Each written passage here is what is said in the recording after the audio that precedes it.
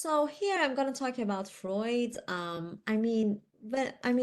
It doesn't matter if you are a hater or if you would love Freud. He had a great influence on psychology. Without him, we wouldn't have psychology the way we are having it now.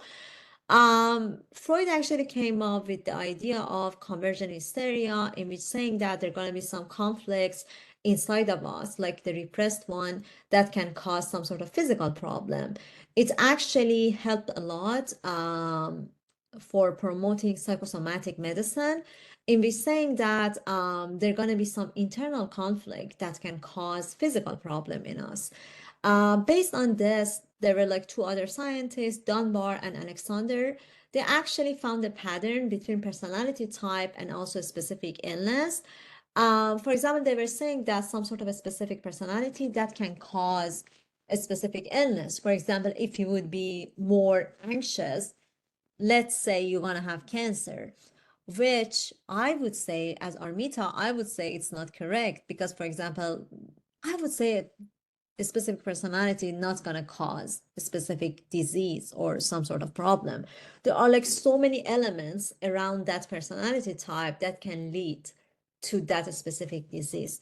For example, if you would be like if you would be aggressive, if you would just fight with everyone out there, your family, your spouse, you would fight at your workplace, definitely you're going to have a higher blood pressure, which can cause a lot of other disease. Probably you're going to have a bad lifestyle as well. Probably you wouldn't work out at all.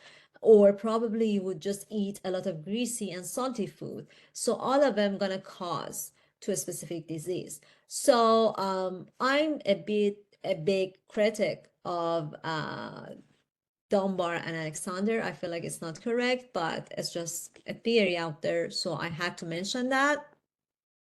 But there is a model based on Dunbar and based on Freud and based on so many others. The model's name is biopsychosocial model, in which considering different social factors, biological factor, and also psychological factor. It's just exactly the same as the definition of health that we said health's gonna be based on physical, mental, and social well-being. So it is exactly the same. This model actually considering macro level and macro level processes, like all of them, it's going to consider a person as a whole with just a good communication skill, a good mental health, and a good physical health as a healthy one. So it could be a correct model. So there are some clinical implication for biopsychosocial model. You can read some of them here. For example, this model can bring more efficacy of treatments and more, I would say some sort of satisfaction for the patient and also practitioner as well, because it can actually speed the level of like the illness going to be resolved, and also it can help patient to just be more positive about their own illness. It can also help practitioner to just be more positive about the treatment plan. So it's going to be a good model. Um, there are some evidence for proving biopsychosocial model.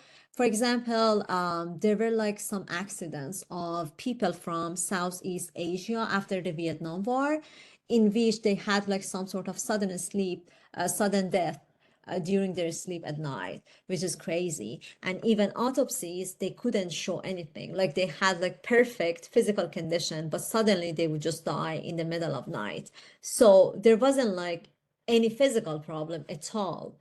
So it should be either mental problem or social problem that they had that could just push and like brought them some sort of bad condition that could just lead to their death, because they saw a lot during the Vietnam War. So probably they had some PTSD or like other mental condition which actually led to their death.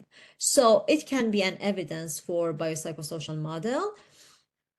And like this model and like this kind of condition brought the need for health psychology. So nowadays we're gonna say that it is not like 20th century. Like back then, there were like some specific disease or disorders that could cause death. And all of them, they were like based on, let's say, physical problems. Like, for example, influenza.